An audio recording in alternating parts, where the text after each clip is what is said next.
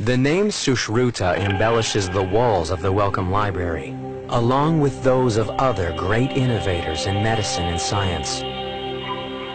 He was a surgeon who lived 2,000 years ago in what is now India. Susrutha and his group were doing operations 2,000 years ago that were absolutely stunning. I mean, you'd think it was science fiction if we weren't sure historically that it was really that old. They were performing surgical operations that weren't discovered in Europe for another 1,500 years. Susruta's original manuscript is long lost. This copy deals with many aspects of medicine, but it's best known for its instructions on the surgical repair of a severed nose. The need for Indians to develop surgery in this ancient time probably came from punishments that were inflicted on criminals who might have had their noses cut off as a very public warning and as a punishment.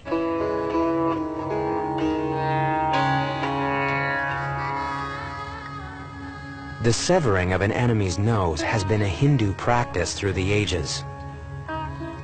The injury was bad enough, but trying to repair it 2,000 years ago would have been, for the patient, a most grisly affair.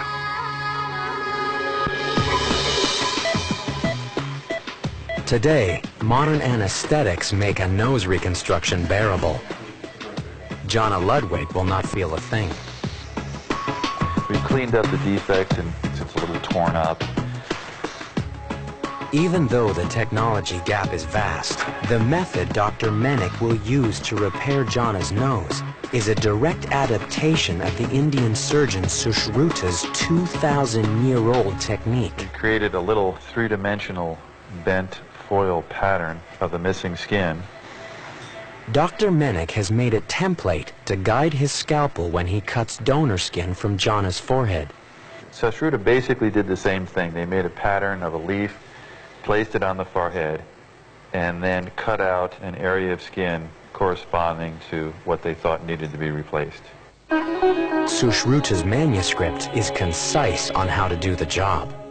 So what he actually says in his own words from about 2,000 years ago is this: when a nose has been cut off, I shall describe to you properly how it can be repaired. First, you take the leaf from a tree and make a template the same shape as the nose.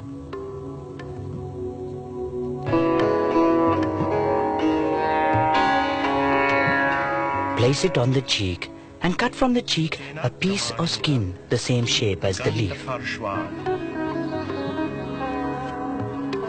Work carefully, but swiftly.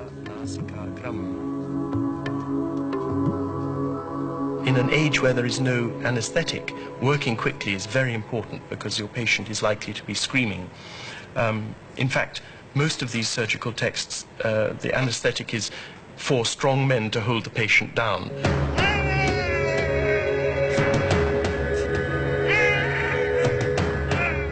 Cutting skin from the cheek was not the end of the agony. Then he scarifies the nose, that is to say, the stump where the nose was gets scratched and made bloody and ready to receive new tissue. And then this new piece of skin cut from the side of the face is attached to this scarified area.